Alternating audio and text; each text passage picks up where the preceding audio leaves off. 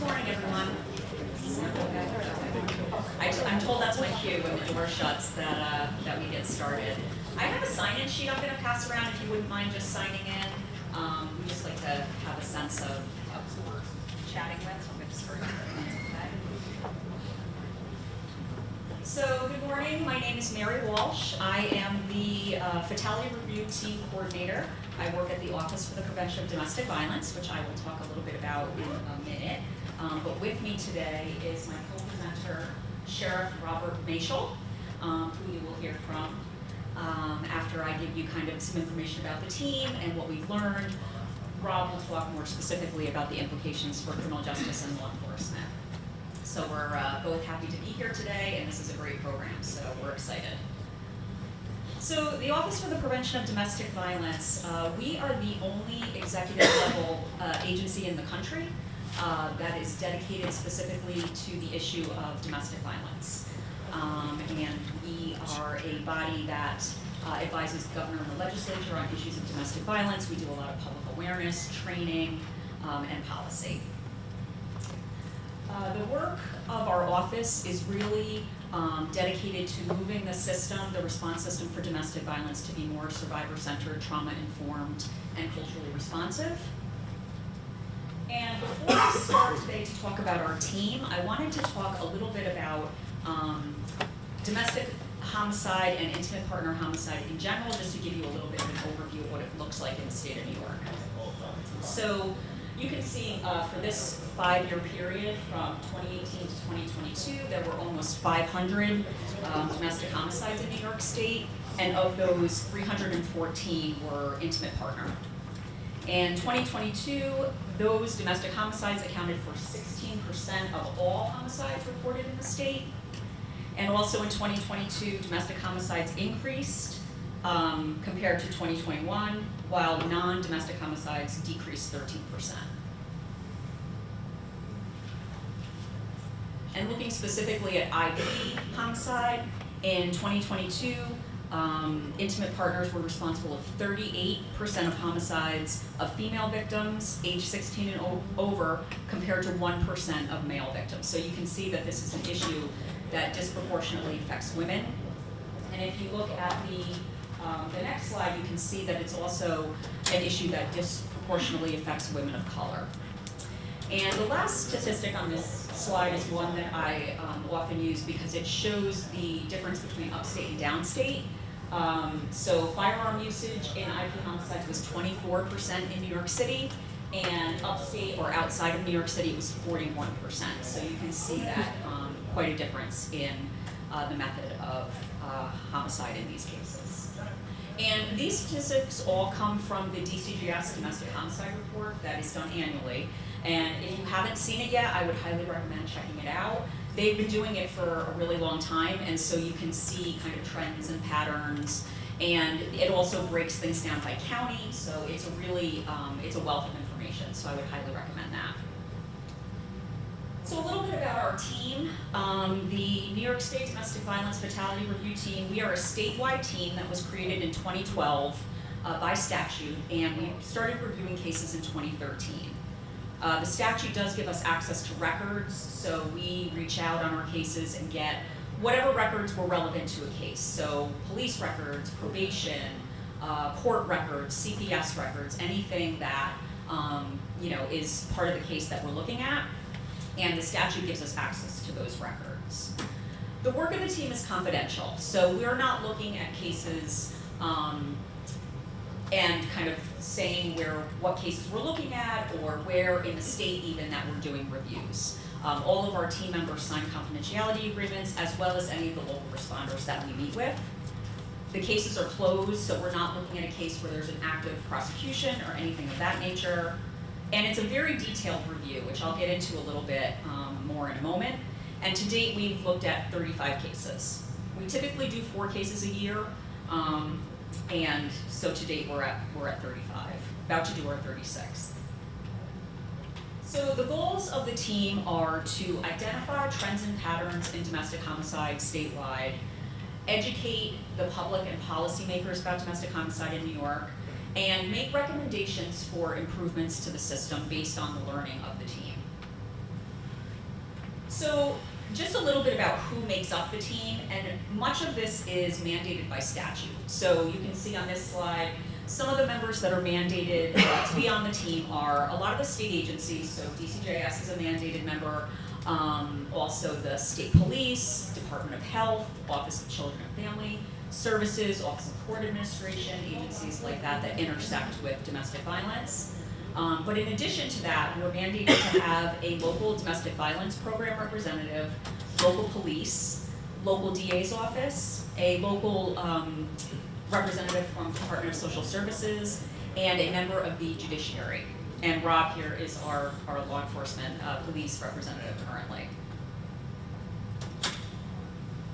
And in addition to the mandated members, our statute basically says we can have anyone who the team deems necessary to further our work. So folks that we have or have had, we have the state domestic violence and sexual assault coalitions, we've had crime victim programs, local probation, local courts, and civil legal programs. And our team frequently will kind of sit and talk about, based on the cases that we're looking at, who else do we need to have at the table?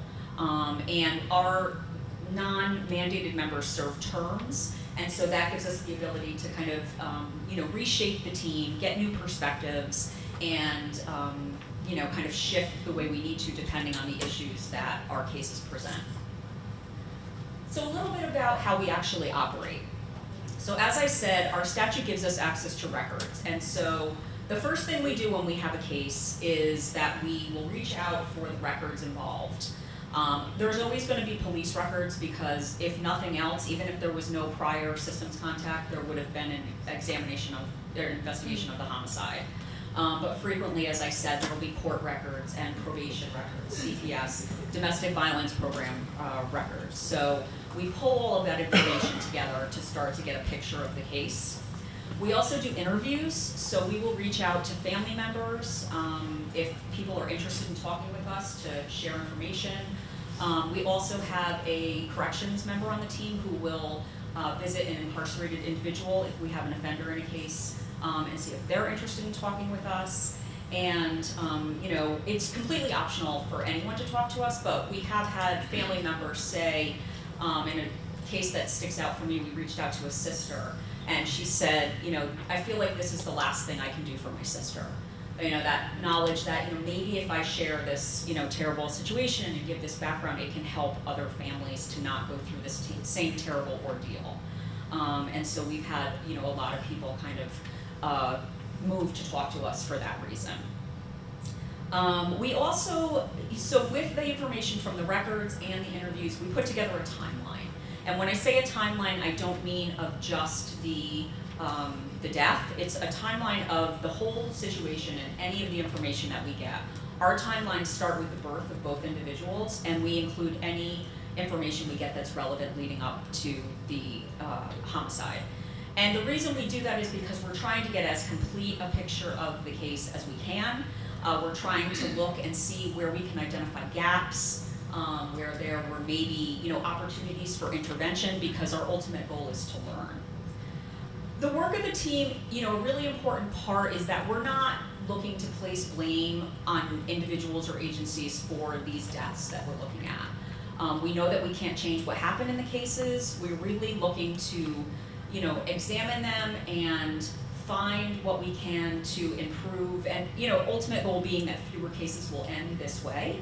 And so, when we have our meetings with local responders, we don't, we take a lot of care to make sure people understand that.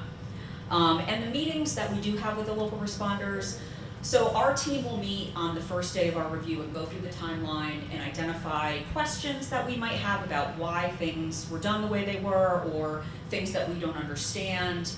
And then the second day, we bring in the local responders who were involved in the case to meet with us. and we'll ask them questions to have them give us their, role in the case, ask them any questions that we, had from the records, because at this point we're only looking at records, and records will only tell you so much. So this meeting is a really important part of the work of the team. And we, sorry. The meeting is, the second day, very important part of the team, and, Rob can talk a little bit more about that, and, kind of the feedback that we've had from folks that have come to the meeting. So what we do after our reviews is we do local recommendations to the community where we did a review. So we will send follow-up information with information about what we talked about at the meeting, and any recommendations that we have based on our review of the case and our conversation with them. And we also do recommendations statewide. So we do reports to the governor and the legislature, which I'll talk about a little bit more in a bit. And we also will do, after each review, recommendations to the state agencies that oversee some of the issues that we talked about in our review. Okay, so moving on to the learning that we have seen. I'm going to talk about the prior systems contact that we've identified, lethality indicators that we've seen in our cases, general trends that we've identified, as well as the implications for law enforcement and criminal justice professionals. And that's really the part that Rob is going to talk about. So as far as prior systems contact, of the 35 cases, this is kind of what we've identified as prior contact. As you can see, law enforcement is the most accessed system in all of our cases. So that means that of the 35 cases, in 32 of them, there was previous contact with law enforcement. 30 cases had contact with the courts, and 23 with mental health system, 18 with probation, and 14 with the domestic violence program. And one of the reasons that I like to, kind of share this information is because looking at the people who had the most contact with these individuals and the people that had the least, and the opportunity there for law enforcement to really help to get folks connected to the domestic violence program and the services that are available. We also look at the informal systems, so friends and family, whether people were aware of what was happening. In 31 of our cases we saw that. And then the workplace, which I'll talk a little bit more about in a bit. We see a lot happening in the workplace, and workplaces are not always prepared with how to deal with that.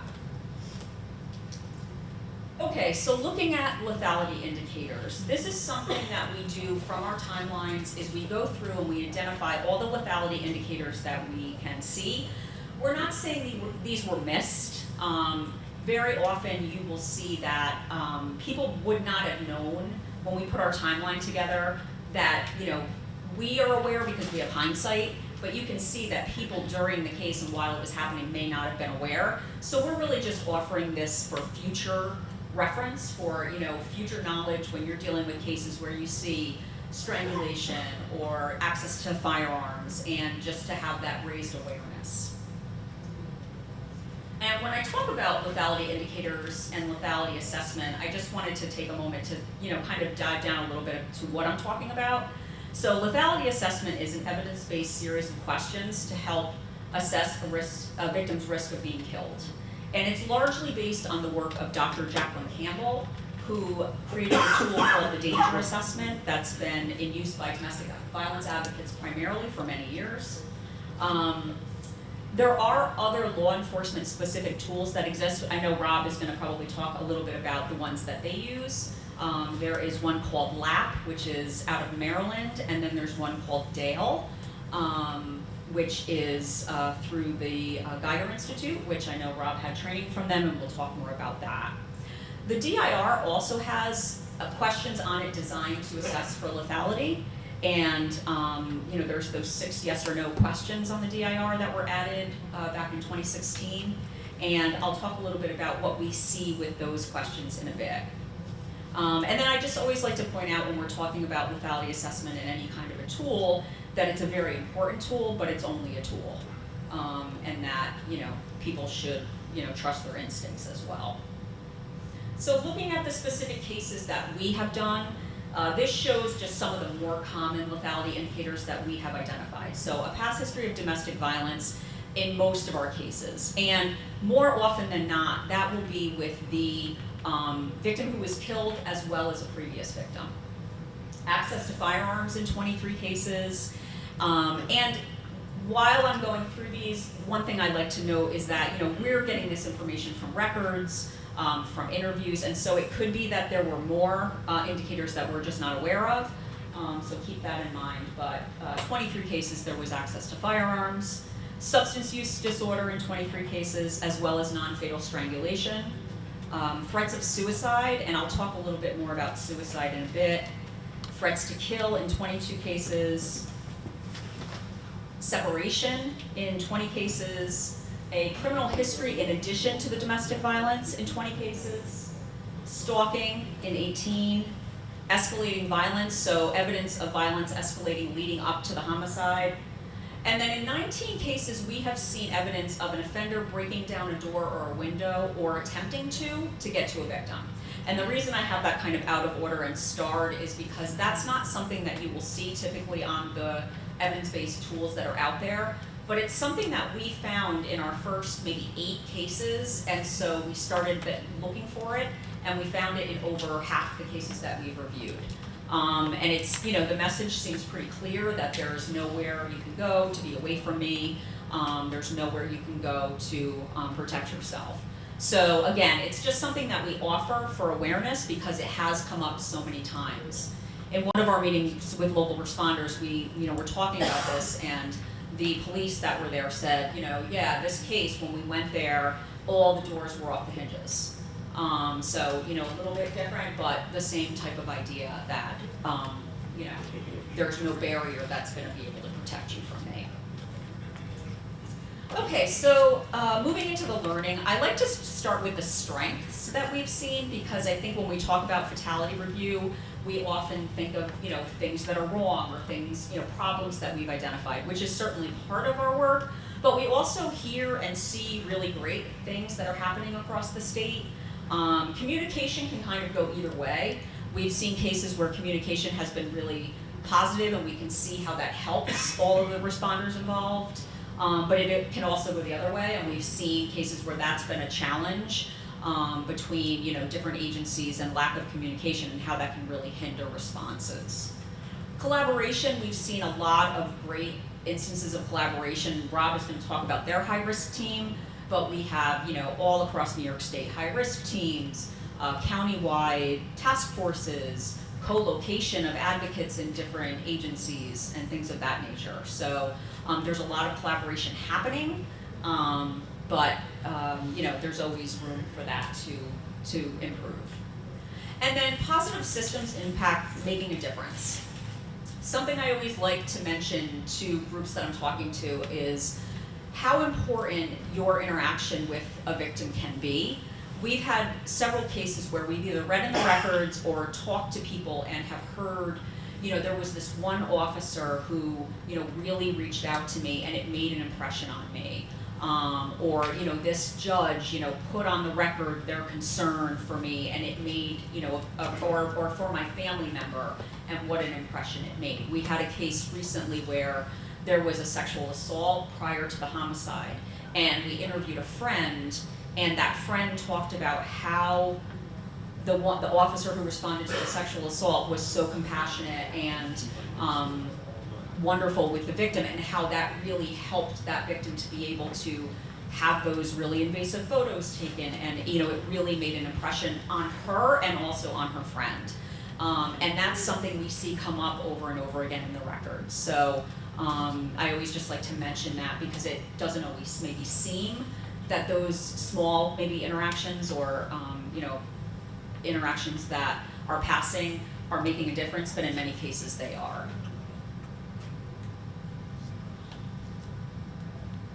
Okay, so now moving on to talk about the challenges. So the first slide I have is kind of like accountability challenges that we've identified.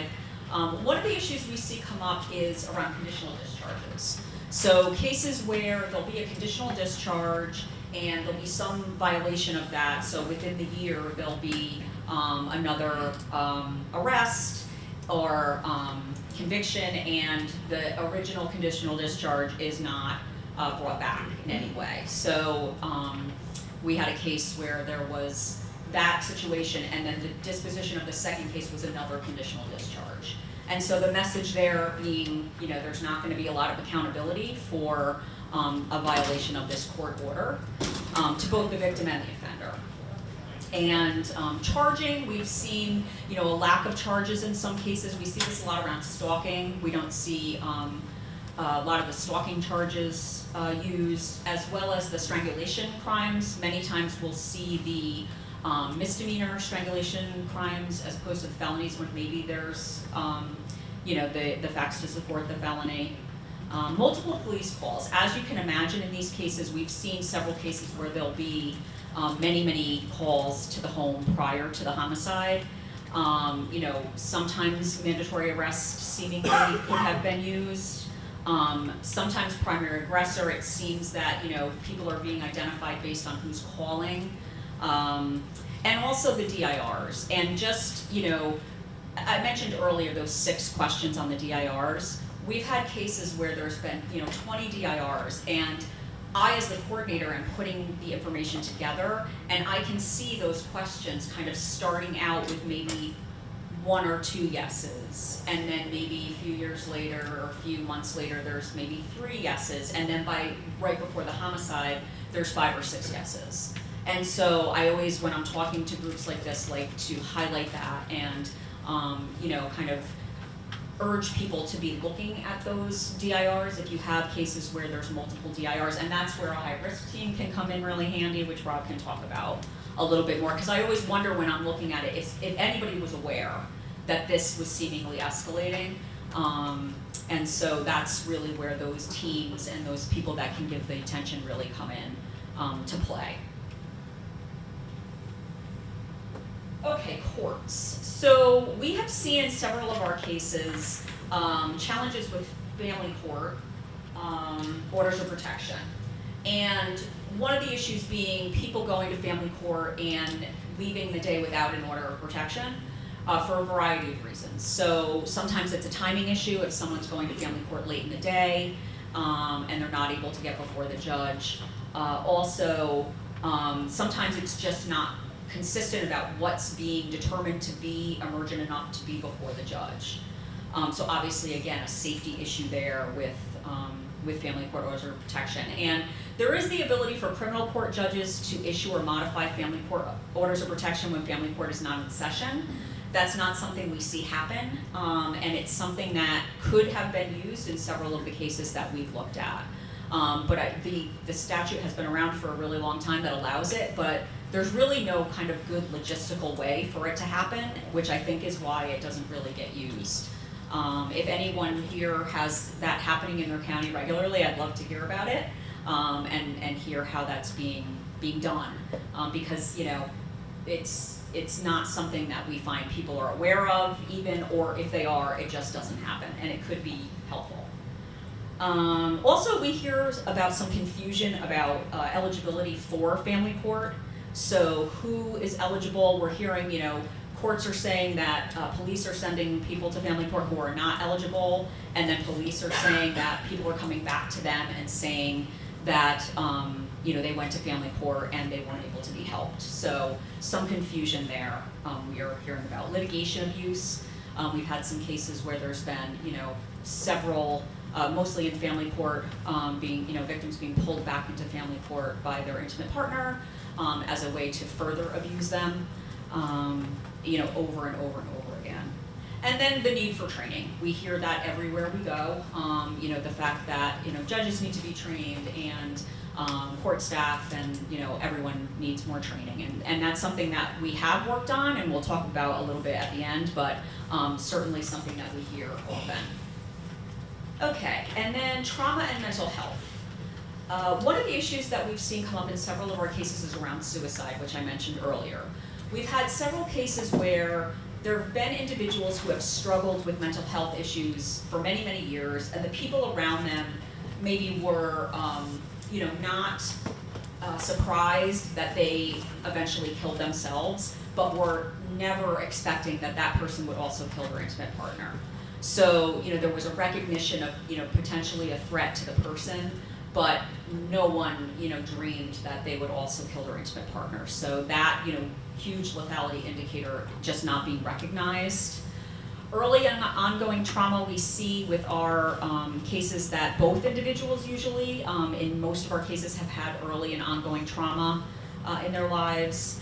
And then coexisting issues, so maybe substance use or something of that nature, and we've seen cases where the focus is really on the other issue. If we fix the substance use issue, we'll fix this domestic violence, which we know is not the case. And then some of the informal systems, workplace, as I said, we see a lot happening in the workplace. We spend a lot of our lives at work, and things are going on in the workplace that workplaces are not always prepared for. We had a case where there was a couple that was divorcing, and he was seen driving by her job several times. He was also someone who carried a firearm for his job, and she changed her cell phone number, so then the calls at work start coming because they can still find you at work. And we found an email from this person. As I said, their partner had a gun for their job, and there was an email saying, I've been trying not to get an order of protection because I don't want to make problems for you with your job, but if you don't stop, I'm going to have to. So the recognition there from people's intimate partner that there is a challenge for that person at their job if an order of protection is issued, and that was something that was keeping this person from taking that extra step. And then family and friends, a few things with family and friends that I like to mention. Similar to the suicide, a lot of times family and friends maybe were kind of aware of what was going on, but not the magnitude of what was happening, or maybe didn't know what to do. And then also how, never dreaming that it would get to this point. One of the first cases we had, there was a mom that we reached out to, and I just remember how guilty she felt. Because, her thinking was, this person has a good job, they're not going to put themselves at risk by doing anything so extreme. And she was just left with this tremendous guilt because of that. So really just kind of not recognizing that risk.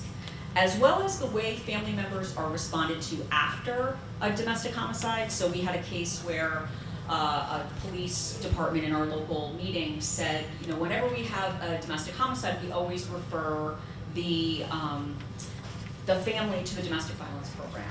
But that's not something we see all the time, and we've heard from families that, especially in cases where it's a murder-suicide, maybe we didn't know what to do, or we didn't know, who to talk to or where to go for information. Because at least if it's a case where there's a prosecution, the DA's office hopefully is helping the family in some way, but often we hear from families that they're just not sure what to do, and they're getting media requests and all these things that are not part of our normal lives. And so I always like to mention that for people to think about in your community, how are families being responded to. All right, so at this point I'm going to turn it over to Rob to talk a little bit more about his experience in Oneida County. Good morning, everybody. I feel like I'm in NYS school because I have one of my classmates there and one of my evaluators here. I don't know if he's going to be watching what I'm saying or not. I'm having flashbacks from my disease. Thank you. So again, it's an honor for me to be here.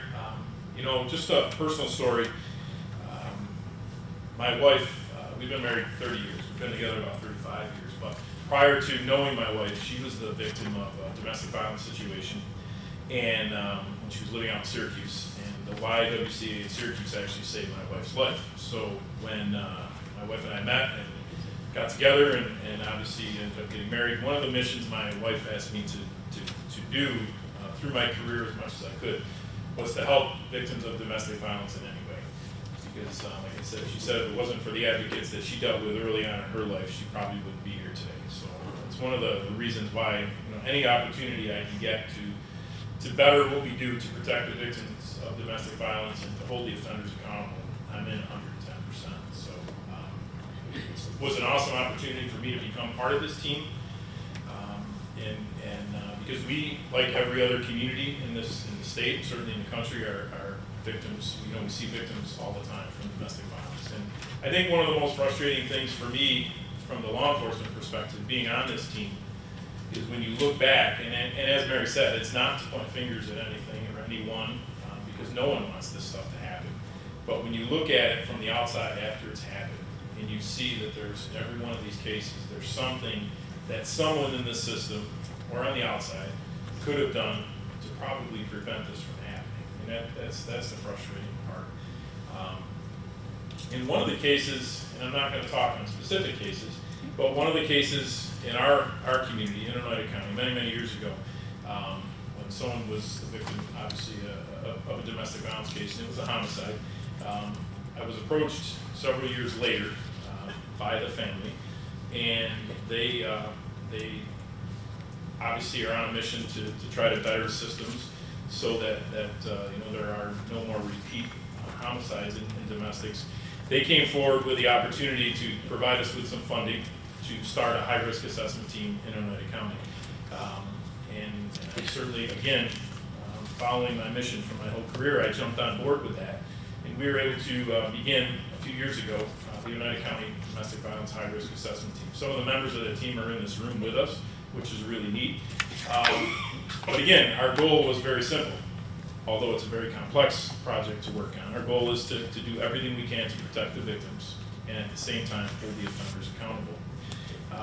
And you see, out of 35 cases out of the state team that I serve on, when nearly all of them have law enforcement involvement, that's certainly, in my mind, one of the places we need to start. We need to make sure that officers are trained properly, that we're doing everything we can to, like I said, assess, because again, not always our area of expertise, but we want to assess the situation and we want to be able to make sure we're doing everything we can. So our training initially was started up through a grant from a local foundation and through our local senator back home. We received funding to train every police officer to put our team together, and we chose the Geiger Institute. There's someone here today from the Geiger Institute. And that initial training was done for all the police agencies that were willing to participate. That's another frustrating thing I'll talk about in a few minutes. But the major or the large agencies in our community, being the Utica Police Department, the Rome Police Department, the United County Sheriff's Office, they quickly jumped on board and have been part of our high-risk assessment team right out of the gate. We struggle with getting the other 11 or 12 agencies in our county to join. We just went on another campaign recently, and we did get a couple more to agree to become part of our team. Because we're looking at a vast majority of the DIRs, but we're not seeing them all. And some of them may live in Utica, but they may work in a town or village outside the city where there's a domestic that has a local police department. And if we don't know about it, we're not going to know about it. And again, one of the key things that Mary had mentioned earlier was communication. And when you see multiple police agencies responding to a domestic for various reasons, for domestic disputes, but one agency may not know what the other one's doing, that's a huge deficiency in the system. And we need to fix that. It's very difficult, especially when you're dealing with some of the smaller communities. That's why I'm also on another mission, and I don't like mandates. Many people have heard me speak against mandates when they get thrown at us, but I truly believe that there needs to be a state mandate that every county has a domestic violence high-risk assessment team. Because until that happens, for various reasons, we're not going to see one in every county, and I truly believe that there needs to be one in every county. I see, we're blessed to have one. We're making improvements all the time. And I hear some of the people say, well, we can't afford one. I mean, that's nonsense because, again, I see money spent every day, as most of you do, in government operations, and certainly could be used for something as important as a domestic violence high-risk assessment team. Specifically, the DALE that we use, and DALE stands for Danger Assessment for Law Enforcement. It's 11 questions that we ask the victim. It's in addition to the DIR that we do. It's an 11-question sheet, and if anyone scores 7 or more on that 11-question sheet, that case gets referred to the high-risk assessment team. In our community, the high-risk assessment team meets once a month, but can be convened at any other time as deemed necessary. Those high-risk domestics go to the team, and sitting at the table, in our specific setup that we use in Oneida County currently, it's the YWCA. They're the local advocates that are obviously administering or running the DVHRT. Law enforcement, and like I said, we just had New Hartford join us, which is a large township, so we're excited about that. But we have 4 or 5 law enforcement agencies sitting at the table. We have the district attorney's office, we have parole, we have probation, we have mental health, school officials when necessary or when appropriate to bring them on board. And they review these high-risk DVs that have scored 7 or more on the assessment. And then obviously, like I said, we're ensuring that every service that's available is going to the victim. We ensure that the offender is being held accountable. And at the same time, like I said, we do non-scheduled visits with the victim. Anything we can do to help them. We work side by side with the Y, whether it's emergency housing, making sure they have phones. I could go on and on with the things that the team does. Like I said, it's really neat to see it at work, but it could be much better. So, but again, that continues on for us.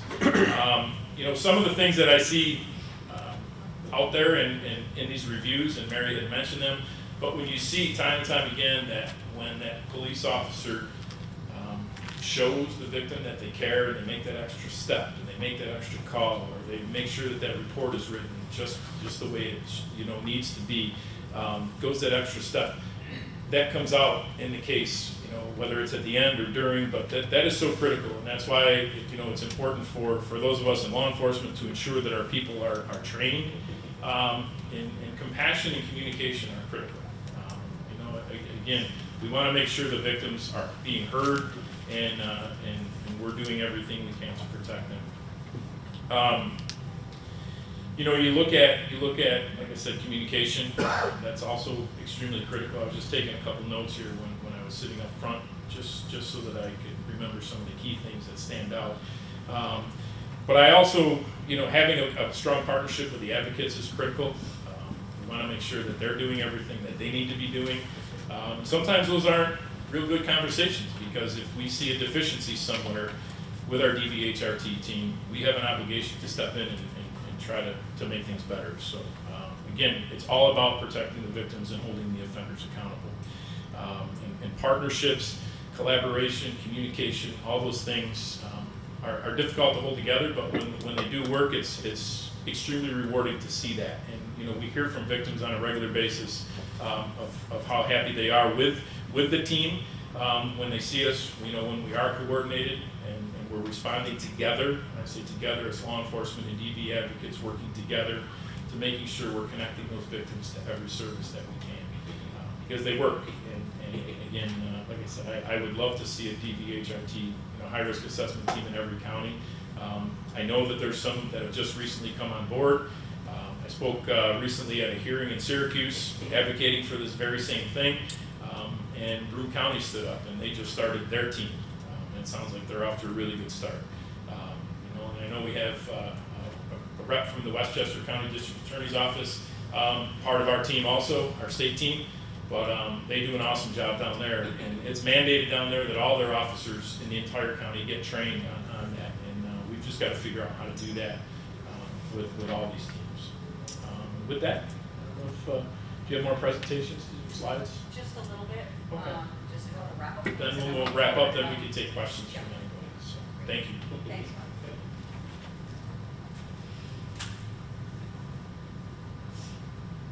Rob is much taller than I. Yes, as you can see, we're very lucky to have Rob on our team, and Fred Green stuck in, and he's back there, who, if you were in the presentation before this one, he's the DA in Westchester and is a member of our team as well. So we're lucky to have great folks on our team representing lots of great work happening in New York. Okay, so I wanted to talk a little bit about what's been done as a result of the Fatality Review Team, and then as Rob said, at that point, once we're done, we can open it up for questions. So, as I mentioned, the issue of suicide that we saw come up in our reviews, one of the things that we did is we partnered with the Office of Mental Health and we did some cross-training for domestic violence advocates and suicide prevention folks. We had webinars and other events where we were sharing information for both of those professionals so that they could be more versed in the other issue and hopefully get that collaboration going and also the knowledge of resources. We've also done several system-specific webinars, so we did one for law enforcement with DCJS and the state police. We've done them for probation, lots of different folks based on the learning of what we've been seeing as a result of our cases. The changes to the DIR were informed by the fatality review work and what we had been seeing and those lethality indicators' importance, as well as the changes to police training and the model law enforcement policy. As I said before, we have done some judicial training. As a result, we've done training on firearms for judges, as well as that issue of criminal court judges being able to issue and modify family court orders of protection. So that, as I said, there's more work there that needs to be done, but that is something that has happened as a result of the work of the team. And then it also informs our state of the state proposals and legislation. We recently had at OPDV funding put into our budget for flexible funding for domestic violence survivors, $5 million that can be used for a variety of things with less kind of, red tape. And that's something that we had been hearing from survivors about, the need for, money to help move or, things of that nature, and the, constraints around what people have to go through to get funding. And so that was something that we were really excited about. So some of the local change that we've heard about, as I said, after our reviews, we will send recommendations to communities. We have, heard about a lot of training that has happened after we've been in communities. We had a case recently where we got feedback from a parole office that they were going to start a domestic violence caseload that they didn't have before, based on the review and what was learned and the information that we were able to share with them and the recommendation that we made. Policy changes, programming change, another case where we had recently where the domestic violence program and probation, after I heard from the program after, and they said right after the review, probation reached out to us and said, we really need to be connected with you. And they, were meeting regularly, they were doing training for probation, and also starting an abusive partner intervention program through probation with consultation from the advocates. That was something that was really lacking in the community. That's another thing we hear about lacking in a lot of communities is abusive partner intervention programs. And so that was something exciting that we learned about after a review. And then just an increased awareness of, even within the community. We've had cases where the DA and the domestic violence program executive director were meeting for the first time at our review. This is a very small area where there's a lot of turnover with the program, and so sometimes just kind of pulling all of those players together and having them in the room together to talk about the case can really help to build those relationships, and make those connections. And then I just wanted to mention that I said earlier, one of the things that we do is we do periodic reports to the governor and the legislature. We did one in 2021. We have one coming out soon. We're actually working on that right now. And one of the things that's really important for us is, I didn't talk about how we pick cases, but one of the ways we do that is if we get referrals. And there is a mechanism on our website to refer a case to the team for potential review. And those are the cases that we prioritize if we get referrals. So if we have a community that wants us to come in, one of the cases we did this year was a referral from a community where, and it was a really rich case that, I think we all learned a lot from. So those referrals are really important to us. And I would, say if anyone's interested in potentially referring a case or hearing more about what that might look like, you can definitely reach out to me, and my information is at the end. We also offer training and technical assistance to communities based on the learning of the team. So we have lots of agencies on our team. So between OPDV and our partner agencies, that is something that is available. So I would recommend again for folks to reach out if that's something that you think would be useful. And then we have our hotline information here and just our contact information. So mine and Rob's. If there's any questions or any cases that you want to talk to us about. And yeah, we'll go ahead and open it up for questions. I had a question for the sheriff. Yeah. You had mentioned that there's a lot of departments that aren't part of the program. Who would make it mandated or who would have that say? So that's interesting. So the makeup in our community, it's a county, we're a medium-sized county, we have about 230 or 240,000 residents, but we have 3 city police departments. One's actually the smallest city in the state, so a lot of people don't know that little trivia question. But 3 cities, there's 3 town police departments, and I believe there are 7 or 8 village police departments. The village police departments are controlled by obviously a police chief who answers to a mayor, a town police department, police chief answers to a town supervisor. If they refuse to come to the meetings for whatever reason, there isn't a lot of recourse that I don't have jurisdiction over them. I can't make them do something. I don't want to bring local politics into things, but a lot of times when the county, whether we're talking about law enforcement or any other initiative, I know our retired DAs in the back too. Some of these smaller communities, because he would work on these projects with us, whenever Oneida County would ask these town or villages to become part of something, they think that we're trying to take them over. Nothing further from the truth. We're trying to save victims here. We're trying to save people's lives. We just want you to be part of our team. You bring your DIRs.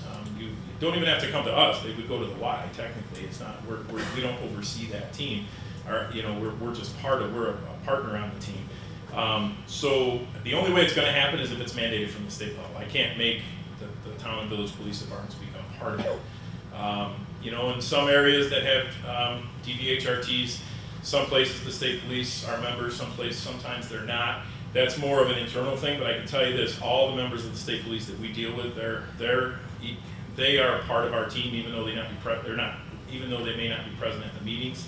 For various reasons, they do provide us the information we need to ensure that if we're working with the same victims, that we're focusing our attention on the same cases. So we do have a very strong partnership with them, but for, things that the state police do are controlled out of Albany headquarters, and it's different rules and regulations for different troops. So. I'm speaking about a certain town, so would the first step be going to that chief? Or? Yeah, first step would be to the chief, and then if that doesn't work, you would go to the town supervisor, because they can actually order the police chief to what to do. I know there were a couple situations where this actually started with the perpetrator or made the victim feel like he was Well, yeah, I'm hoping that's not happening, but I don't know. But again, you would go to the police chief first, and then if you don't get the answers, or you don't think you're getting the right answer, you would take it to their supervisor, which would be the town supervisor. The one other thing I wanted to mention, we've come so far because I've been on the job 35 years, and when I would go to domestic 35 years ago, things are done much differently now than they were then. If the victim refused to give us a deposition, it would be what we call a blotter entry only, a little entry in a day book that we wrote out, and we would move on to the next case. Thank God that changed, or mandated arrest came into play, and but things have changed a lot. Now you're intertwined with, because we have a specific domestic violence unit at the sheriff's office that we never had before. We have a mental health unit that does crisis response stuff, and those two intertwine all the time. And you can't forget what's going on in the schools. We have school security. We have a presence in every single school district in our county except for 3 of them. But again, the victims of domestic violence are going to be some of these children that are in the schools, and they're confiding into people at schools. Sometimes our deputies or our SPOs that are there. So all these things are intertwined. So that's why I keep mentioning communication. That is the most critical thing, that people have to talk so that we're all on the same page when it comes to dealing with victims of domestic violence. There's a question. For cases after 2020, is your team considering bail reform being a factor in these homicides at all? Are you looking at that? I don't know if Mary wants to answer that, but my promise not to go political today because I'll get myself in trouble. But bail reform has not helped us. It really hasn't. But again, I'm going to stay neutral, and we can talk offline. I don't know if you want to comment on that. I'll just say, I mean, we have, you know, the further along we get, initially we didn't see cases, but we have had some cases now where we have seen those issues, and we've had, you know, those conversations in reviews a lot with the local responders. So it is something that we're seeing more now as we move along. Yeah. Just when someone, and I'm gonna, just because I'm looking at him, when a defendant holds a knife to a victim's throat, and we can't lock them, we can't hold them, so we have to give them an appearance ticket. Yeah, our system's got some issues that we need to fix. Do you think if all the publicity in the news about bail reform that it caused victims not to report? Are you seeing that? I'm sure it has. That's why, you know, when I speak publicly or I do media interviews, I constantly say to people, I mean, you have an obligation, not you, but I say to people, you have an obligation, if you see something, to say something. If you know someone's being a victim and they're not reporting it, or you know of someone who's a victim and they're not reporting it, it doesn't have to come to law enforcement. There's obviously service providers in every community that can initiate some kind of process so that we can get some kind of protection for the victim. But it probably hasn't helped either when a victim knows that I'm going to make a call and the police are going to come and it's going to be a violation or a misdemeanor and they're not going to be able to take the offender away. The violence could get worse when the police leave. I mean, sure, those are things, I think about those things all the time, and that's very frustrating for us because obviously bail is not intended to just, you know, to lock people up, but it does give, I'm going to be honest with you, it gives the victim time to make arrangements, it gives us time to get the victim to a safe house, it gives children the time to prepare, people can do a lot of things that they can't do if the perpetrator is going to walk out before the victim is done giving their statement. So it's very frustrating, extremely frustrating for law enforcement. I have a question. Sure. Have you seen instances in either of the 35 reviews that you have where victims and or family members, some type of system did report out what was going on, but services in a particular community were not available for that person to take advantage of, or just move too slow for, say, the person to get new locks on the door, or move to a DV shelter, that sort of thing? Have you seen instances of that where the community at large or other state or other legislature needed to be put in place so that everything can move simultaneously to help the victim? That's something, yes. I mean, that's certainly something that we hear about. And when I mentioned those flexible funds, I mean, that was really the idea behind that, was that, you know, this is something that can be accessed quickly without the normal kind of red tape around getting, you know, this kind of funding. So those are the kind of measures. But yeah, I mean, that certainly is something that we hear about. And, you know, we had a case not too long ago where there was, you know, a victim that didn't want to go, there was no shelter in the county where they were located, and they didn't want to leave their support system and go far away to another, you know, place, and so that was More trauma. yeah, More trauma. exactly, More trauma. right, like, you know, kind of let's, you know, uproot our lives even more and take us away from our family and friends, and yeah, so certainly that is something that we hear about. And, you know, those kind of measures that we're trying to put in place now are definitely aimed directly to address that. Yeah. Hi. Good morning. Great presentation. Both Sheriff answered one of my questions already. I'm always on domestic violence, which we do. My question is, if a woman goes and she's domestic violence and she goes to report, you know, is there anything else she can do? Because a lot of women go and report and they get an order of protection, and I got a piece of paper, so when they come around, I'm gonna show them this piece of paper and let them know that's not enough. Is there anything else she can do? I mean, I'll just say, you know, my recommendation there would always be to make sure that that person is getting connected to the services, so the domestic violence program, so that there can be safety planning. Because you're right, you know, an order of protection is a piece of paper, but you know, there is work that can be done with folks to help them to develop a safety plan for going forward. And as I said earlier, when I was showing the different systems that had contact with these cases, law enforcement's the most, domestic violence programs are the least. And so really, it's so important that law enforcement is helping to get that connection made. And anyone who's coming into contact with folks is to really get them to services, because that service provider is the one that can really, go to court with them and help to advocate and help them get this funding that might be, things that are outside of the criminal justice system, needs that they have that, are not going to be addressed by the other systems. So that would be my recommendation, Rob. I don't know if you have any other. Again, it goes right back to what I was saying. That's why it's critical that each community has a high-risk assessment team, because it's their job to make sure that the victim is getting every service they need. So, if your county doesn't have one, please advocate for one. And like I said, I'm going to continue to push to make it a mandate that every county have a domestic violence high-risk assessment team, because it makes sense. When you see it at work, it's a pretty cool thing to see working. Because again, everybody's there to make sure the victim is getting every bit of protection and service that they can get.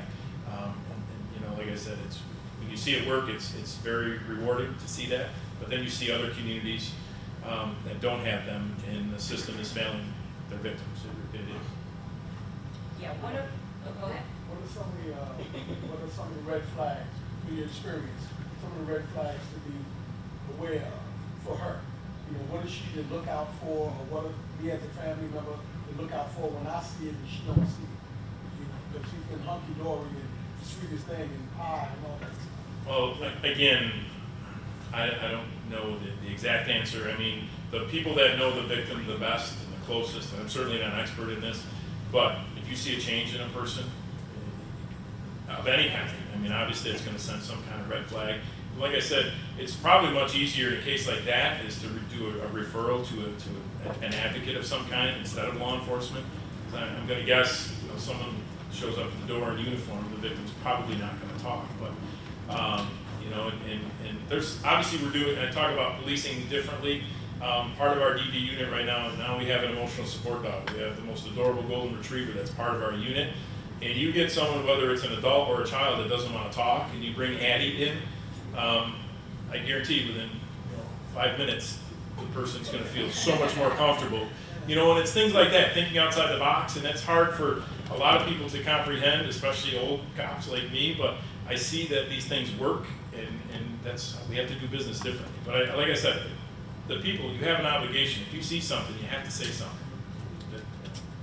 Yeah, I just was going to say, in terms, and I'm coming right back to you, in terms of what to look for, I would say, as Rob said, if you notice a change, if you notice somebody, is kind of seemingly isolated from their family and friends now, things of that nature. And I would say you as a family member or anyone could reach out to a hotline or program and say, this is what I'm seeing, this is what my concern are, can you help me, come up with a way to talk to my family member because I'm not sure what to do. And they're there to kind of help talk you through that and, talk about what you're seeing and potentially, kind of walk you through what, your next steps might be. Sure, go ahead. You mentioned a case where a victim had written a letter to the perpetrator, I don't want to mess your job up or something like that. Any of the 35, any of those perpetrators, law enforcement officers? Yes. Okay, and then with that, Sheriff, in your county, just for example, how many cases might you come in contact with, or your sheriff's office come in contact with, where the perpetrator is a law enforcement officer, but it doesn't rise to a fatality review?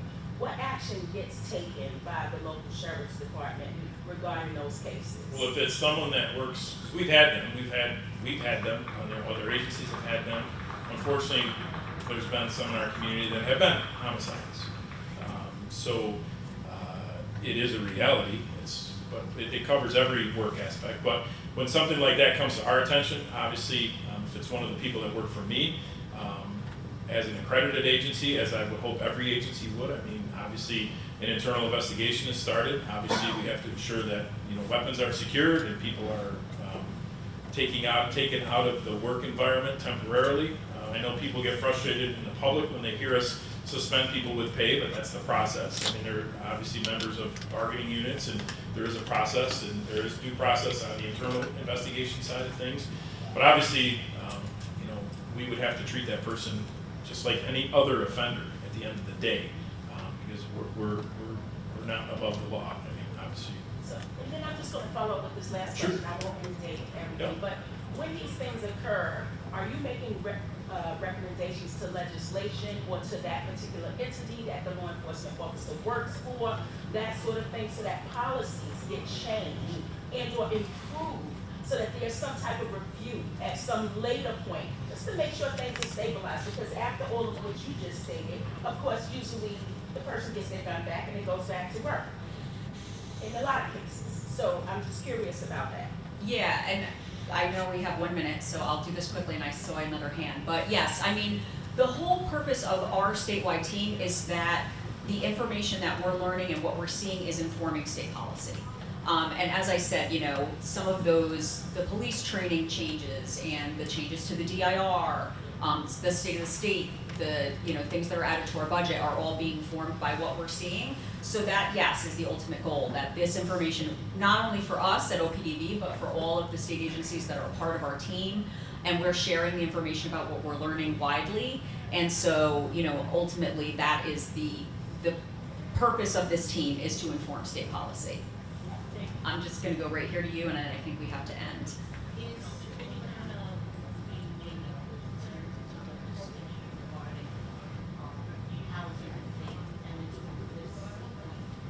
A lot of victims encounter situations where the housing is jeopardized by falling trees, and they've had their housing jeopardized for this time. And when they're trying to keep their children in the community, they stop reaching out because more police come, more the housing is jeopardized. And then when they go in from somewhere else to live with the children, because they've already had this history.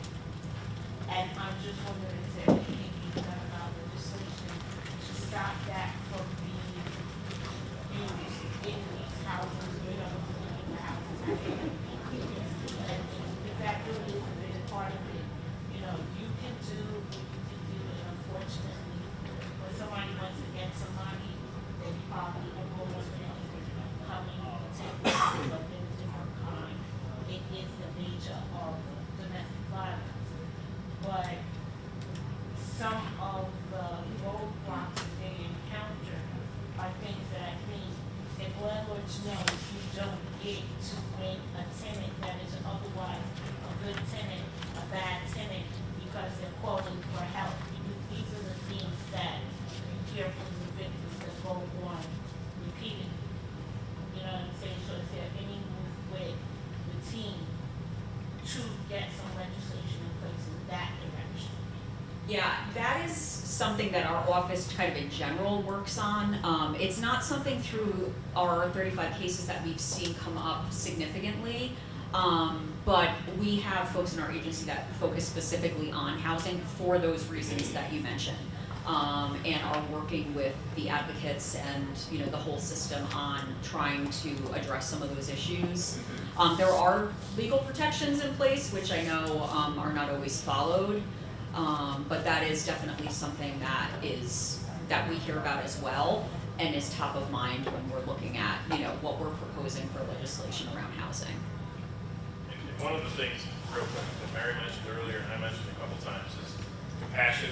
So the first on the scene, the officers on the scene, when they realize that they probably need to relate to the landlords that the reason we're here is not because of her and the children, it's because of him.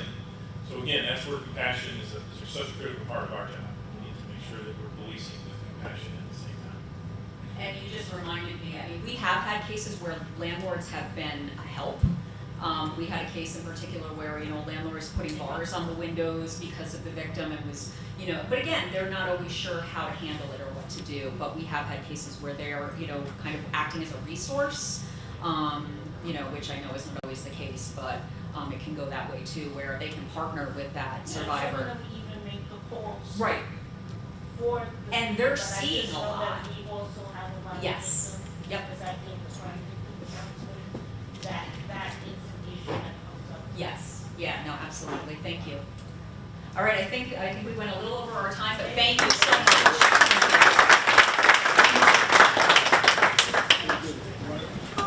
Yeah, I thought you were right behind me. Aw, I'm here at CCJ also.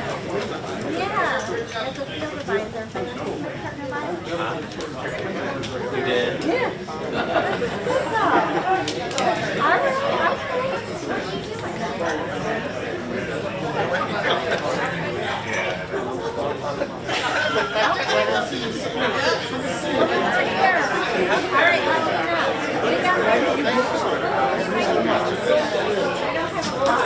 Down to the whole day, or?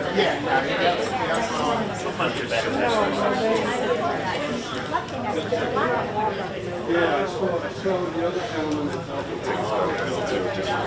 As you should. Yeah, so, yeah.